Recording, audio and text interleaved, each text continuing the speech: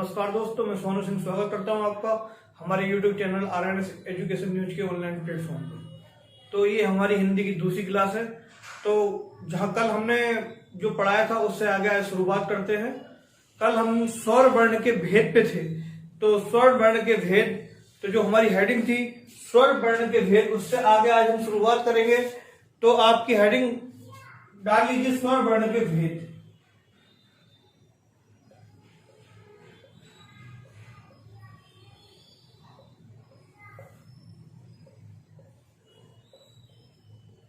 तो ये हेडिंग मैंने डलवा दी थी। इसके आगे आपको लिखना है स्वर वर्ण के मुख्य दो भेद हैं।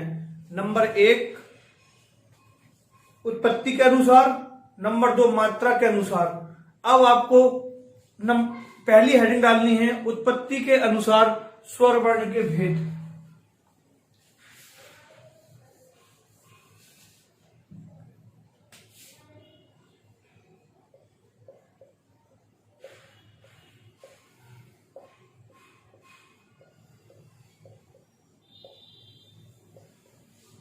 ये हमारा पहला है स्वर वर्ण के भेद में उत्पत्ति के अनुसार स्वर वर्ण।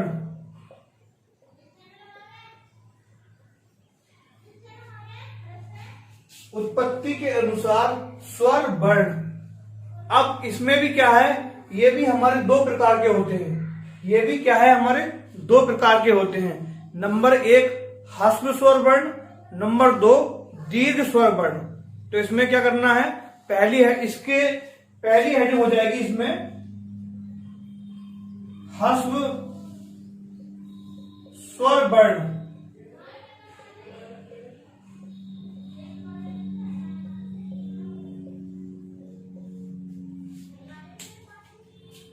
मैंने आपको बताया स्वर वर्ण के दो भेद होते हैं, एक तो उत्पत्ति के अनुसार, दूसरा मात्रा के अनुसार। तो पहली हेडिंग मैंने आपको डलवा दी थी उत्पत्ति के अनुसार स्वर वर्ण। अब इस उत्पत्ति के अनुसार भी हमारे स्वर वर्ण के दो भेद हैं। पहला है ह्रस्व स्वर वर्ण, दूसरा है हमारा दीर्घ स्वर वर्ण। तो पहला ह्रस्व स्वर वर्ण को जानेंगे तो इसकी डेफिनेशन लिखिए। जिन स्वर वर्णों के उच्चारण में अत्यंत कम समय लगता है, जिन स्वर वर्णों के उच्चारण में अत्यंत कम समय लगता है उनको ह्रस्व स्वर वर्ण कहते हैं। उनको क्या कहते हैं बेटा, ह्रस्व स्वर वर्ण कहते हैं। इनकी संख्या 4 है। इनकी संख्या 4 है।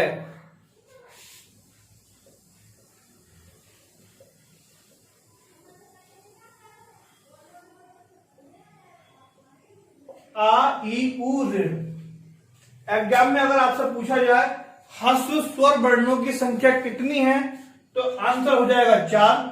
अगर ऑप्शन दे दिया जाए कि निम्नलिखित में ह्रस्व स्वर वर्ण है और उसमें आपको दे दिया जाए कुछ, मतलब मान लो या, दूसरा ऑप्शन दे दिया जाए वाह, तीसरा ऑप्शन दे दिया जाए आपका बड़ा और चौथा ऑप्शन दे दिया जाए उ, तो आपको जब पता है तो आप आराम से इस क्वेश्चन को कर सकते हैं। तो हमारा आंसर हो जाएगा उ, डी आंसर हो जाएगा। ठीक है, तो इस तरह से क्वेश्चन हमारे एग्जाम में बनते हैं। तो अब ये यहां तक आप नोट कर लीजिए। उसके बाद हेडिंग डालिए दीर्घ स्वर वर्ण। अब मैं इसको मिटा देता हूं। ये उत्पत्ति के अनुसार हमारा पहला था। अब जो दूसरा, अब ये उत्पत्ति के अनुसार दूसरा है, यानी कि वी।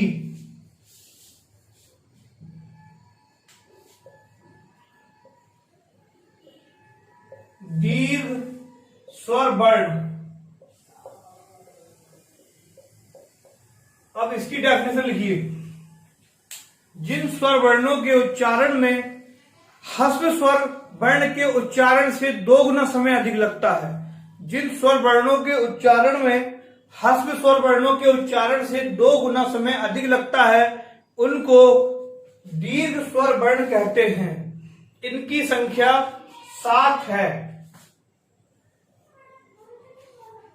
मैं डेफिनेशन एक बार फिर से रिपीट कर रहा हूं। जिन स्वर वर्णों के उच्चारण में ह्रस्व स्वर वर्णों के उच्चारण से 2 गुना अधिक समय लगता है उन स्वर वर्णों को दीर्घ स्वर वर्ण कहते हैं। इनकी संख्या 7 है। अब इनकी संख्या 7 है, लिखिए। 7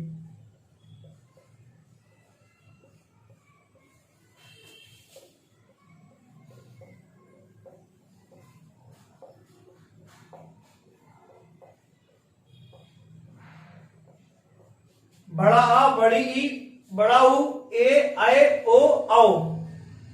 ये हमारे क्या है? दीर्घ स्वर वर्ण है। कितने हो गए? 7। 1 2 3 4 5 6 7। ठीक है, दीर्घ स्वर वर्ण हमारे क्या हो गए? 7 हो गई है। अगर पूछा जाए एग्जाम में दीर्घ स्वर वर्णों की संख्या होती है तो आंसर क्या हो जाएगा? 7।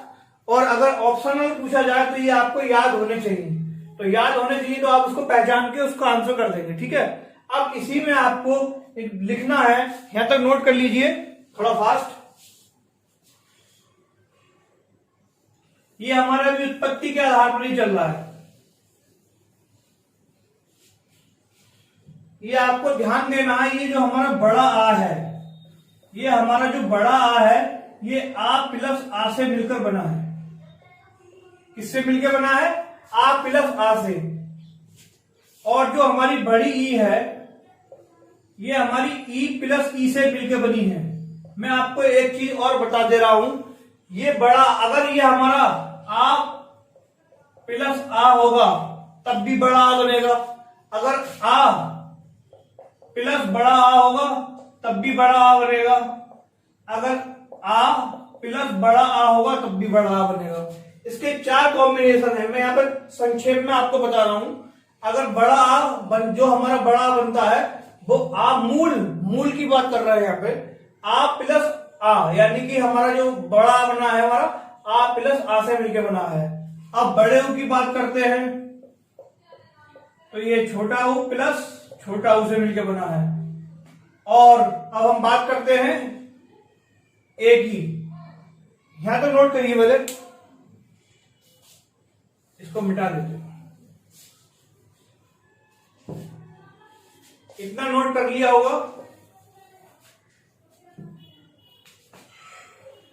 अब ये जो हमारा ए है ये मिलके बना होता है आ प्लस ई से। ये बहुत आ प्लस छोटी ई से, ये बहुत इंपोर्टेंट है। एग्जाम में पूछ लिया जाता है कि ये एक किन 2 स्वरों से मिलकर बना है, तो ये किससे बना है? आ प्लस ई से। इसी प्रकार से इसकी बात करते हैं, एक इससे मिलकर बना है आ प्लस ए से। और इसी प्रकार ओ की बात करते हैं, ओ किससे मिलकर बना है? आ प्लस ऊ से। और बड़ा ओ किससे मिलकर बना है? आ प्लस ओ से। तो ये कॉम्बिनेशन आप लोग नोट कर लीजिए जल्दी से।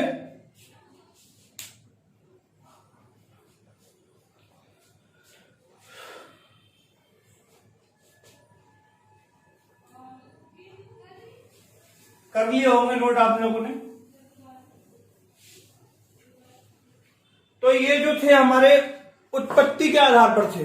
अब जो हम बात करेंगे मात्रा के आधार पर स्वरों की बात करेंगे। तो अगली हेडिंग डाल लीजिए, मात्रा के आधार पर स्वर।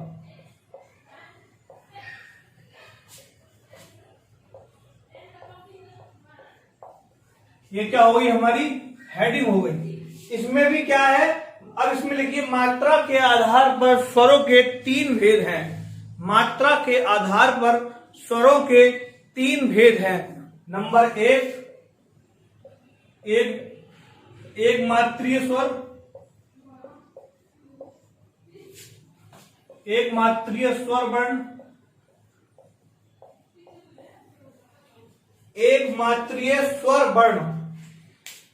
इसमें तुम्हें केवल इतना ही याद रखना है कि एक मात्रीय स्वर वर्णों की संख्या 4 है। इसमें लिखिए एक मात्रीय स्वर वर्णों की संख्या 4 है, जो कि निम्न है आ, ई, उ, ऋ।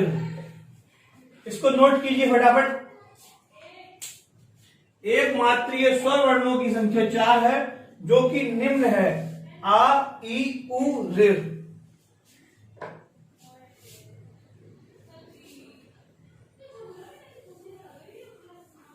अब अगला है हमारा इसी में द्विमात्रीय स्वर वर्ण। द्विमात्रीय स्वर वर्ण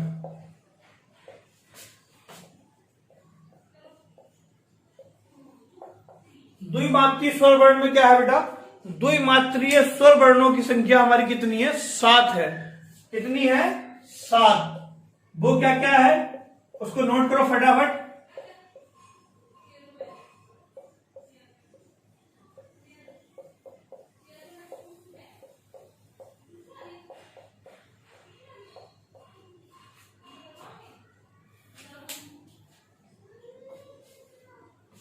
बड़ा, बड़ी, बड़ा ऊ, ए, ऐ, ओ, औ, ये हमारे द्विमात्रीय स्वर वर्ण होते हैं।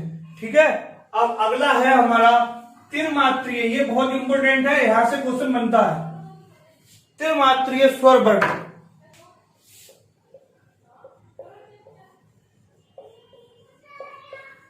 त्रिमात्रीय स्वर वर्ण।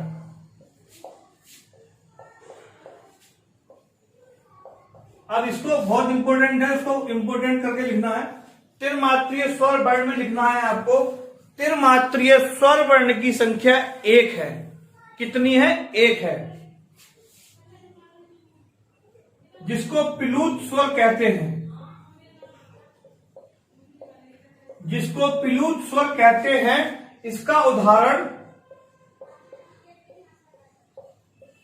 ओम है। क्या है बेटा, ओम है। डायरेक्ट पूछा जाता है, ये क्या पूछा जाता है कि निम्नलिखित में त्रिमात्रीय स्वर है, पिलूत स्वर, एक मात्रीय स्वर, द्विमात्रीय स्वर, या इनमें से कोई नहीं, तो आंसर हो जाएगा पिलूत स्वर। या शब्द दे देगा, पूछेगा निम्नलिखित में पिलूत स्वर है, निम्नलिखित में पिलूत स्वर है, को शब्द दे देगा और उसमें एक ऑप्शन रहेगा ओम, तो आंसर क्या हो जाएगा, ओम। तो ओम क्या है, हमारा पिलूत स्वर है। इसको नोट कीजिए।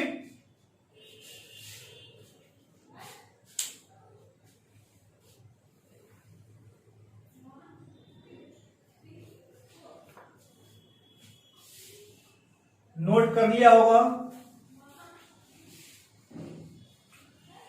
अब एक इंपोर्टेंट करके नोट लिखिए अपनी कॉपी में। अब आपको क्या करना है, एक नोट लिखना है। मैं बोल रहा हूं, लिखिए। पिलूत स्वर का प्रयोग, पिलूत स्वर का प्रयोग संस्कृत भाषा में होता है। पिलूत स्वर का प्रयोग संस्कृत भाषा में होता है, ना कि हिंदी भाषा में। इतना सा लिखना है आपको। पिलूत स्वर का प्रयोग संस्कृत भाषा में होता है, ना कि हिंदी भाषा में।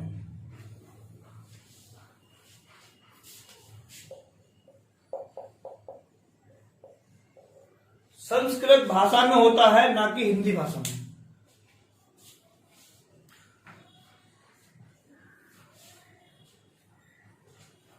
कल के वीडियो के बारे में आप लोगों के कमेंट बहुत कम आए, दुख हुआ थोड़ा। कमेंट तो करने चाहिए थे, चाहे जो भी जैसा भी आप लोगों को लगा बताना चाहिए था आप लोगों को। अब अगला नोट लिखिए। अरे समझ में आया नहीं आया, गलत पढ़ाया सही पढ़ाया, बताना तो चाहिए था ना यार। कमेंट देखो, अभी क्या है, ऑफलाइन क्लास जब होती है तो उसमें क्या है, टीचर और स्टूडेंट दोनों आमने सामने होते हैं। पता रहता है स्टूडेंट का टीचर को कि उसके फेस पे, उसके दिमाग में क्या चल रहा है। लेकिन ऑनलाइन में तो कमेंट ही मीडियम है स्टूडेंट को समझने का।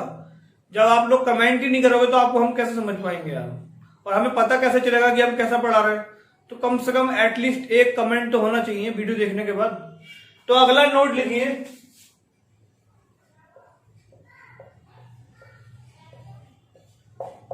बहुत इंपॉर्टेंट नोट है, और इससे तो एग्जाम में क्वेश्चन बनता ही बनता है। यूपी ट्रिपल एससी हो या यूपी पीएससी हो, इससे क्वेश्चन बनता ही बनता है। अंग और अह ना स्वर माने जाते हैं, ना ही व्यंजन। अंग और अह, इसको अंग कहते हैं, ये अह। अंग और अह ना स्वर माने जाते हैं, ना ही व्यंजन, इसलिए इन्हें अयोग बहा,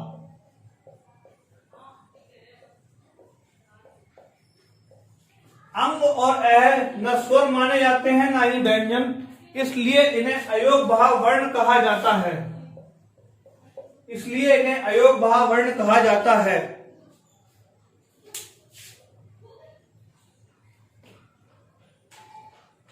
अब अगला नोट लिखिए, नोट नंबर 1, नोट नंबर 2।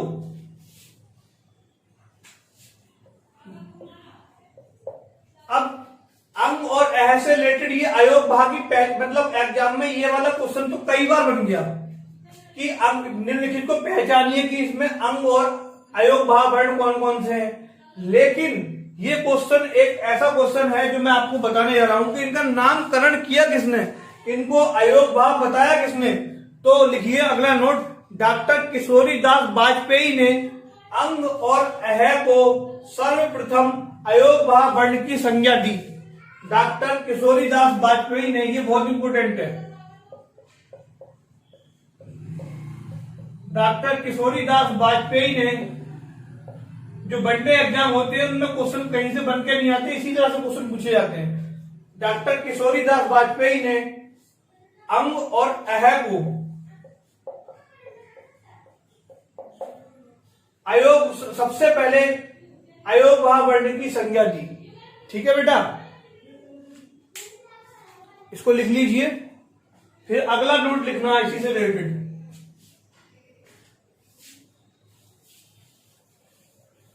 अब अगला नोट लिखिए,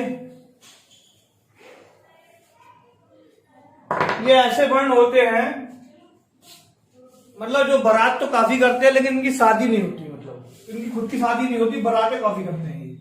तो लिखो, अंग और अह का प्रयोग ना स्वर में किया जाता है ना ही व्यंजन में किया जाता है। अंग और अह का प्रयोग ना तो स्वर में किया जाता है ना ही व्यंजन में किया जाता है, इसलिए इन्हें नपुंसक वर्ण कहते हैं। ये भी डायरेक्ट एग्जाम में लिखा हुआ आया हुआ क्वेश्चन है, इसलिए लिख रहा हूं इसको, नपुंसक वर्ण कहा जाता है। अंग और अह का प्रयोग ना स्वर में किया जाता है ना ही व्यंजन में किया जाता है, इसलिए इनको नपुंसक वर्ण कहा जाता है।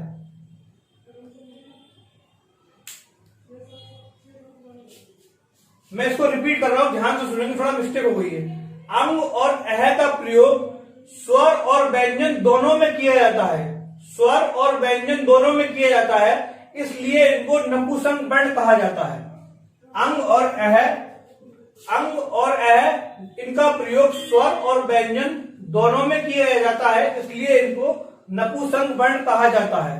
अब अगला नोट यह है कि इनको नपुंसक वर्ण की संज्ञा किसने दी, तो ये भी नाम हमें पता होना चाहिए क्योंकि कुछ भी क्वेश्चन बन सकता है। ठीक है, तो डॉक्टर धीरेन्द्र वर्मा, डॉक्टर धीरेन्द्र वर्मा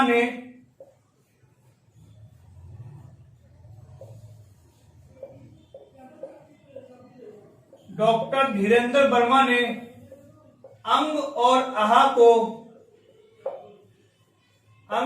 को नपुंसक वर्ण की संज्ञा दी। सबसे पहले नपुंसक वर्ण की संज्ञा दी। डॉक्टर धीरेन्द्र वर्मा ने अंग और अह को सबसे पहले नपुंसक वर्ण की संज्ञा दी।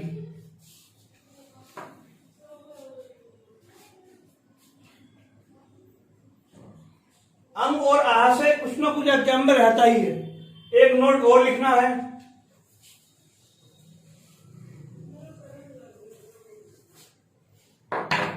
नोट अगला नोट लिखिए, अंग को अनुस्वार और अह को विसर्ग भी कहते हैं।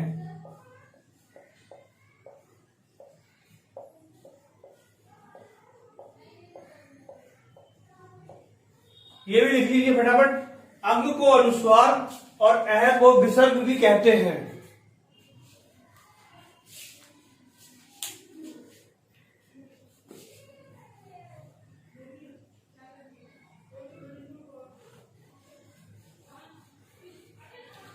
तो हमारे जो स्वर थे वो पूरे हो गए।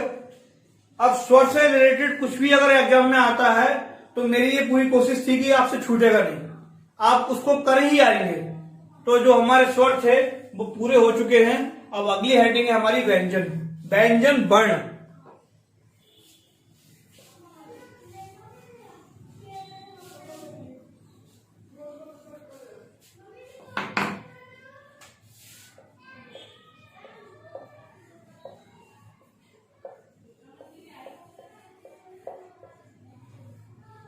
व्यंजन वर्ण हेडिंग डाल लीजिए।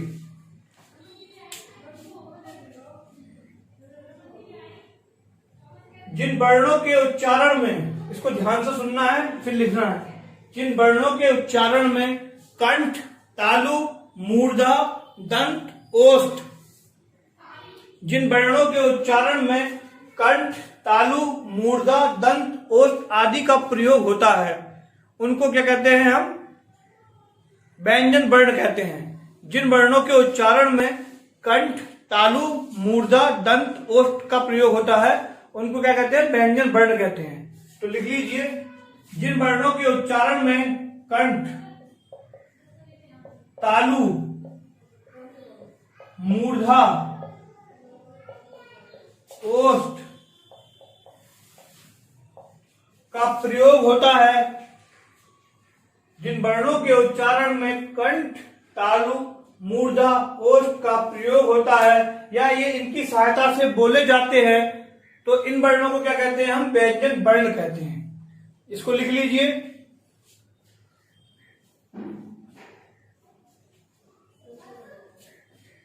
अब इसके आगे लिखिए, हिंदी वर्णमाला में मूल व्यंजनों की संख्या 33। हिंदी वर्णमाला में मूल व्यंजनों की संख्या 33 तथा कुल व्यंजनों की संख्या 39 है।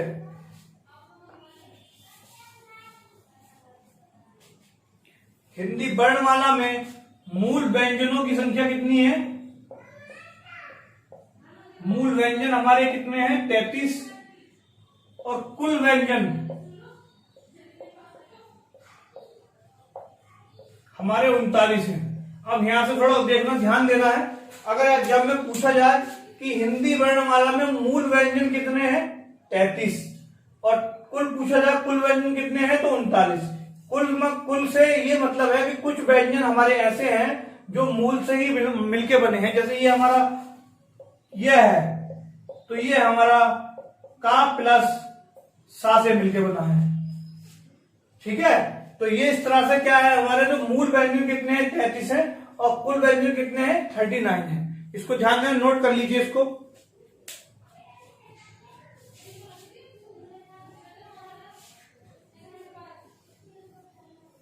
अब हेडिंग डालिए, व्यंजन वर्ण के भेद।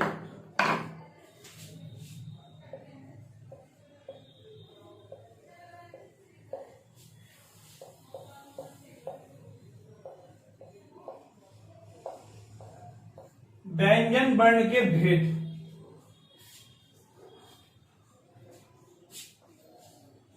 तो देखिए, व्यंजन वर्ण के मुख्य 3 कुल 6 भेद हैं। व्यंजन वर्ण के मुख्य 3 कुल 6 भेद हैं।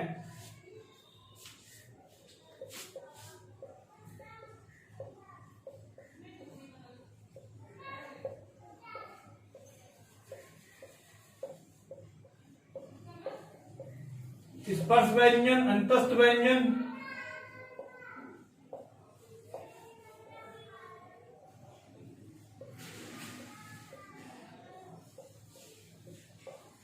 ऊष्म व्यंजन को नोट कीजिए।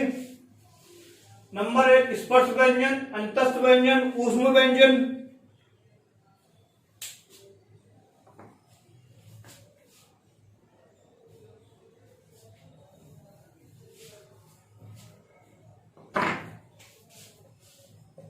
संयुक्त व्यंजन,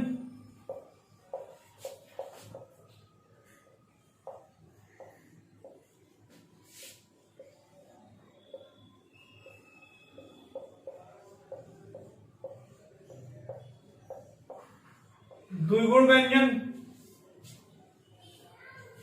और अब लास्ट है हमारा वैदिक व्यंजन।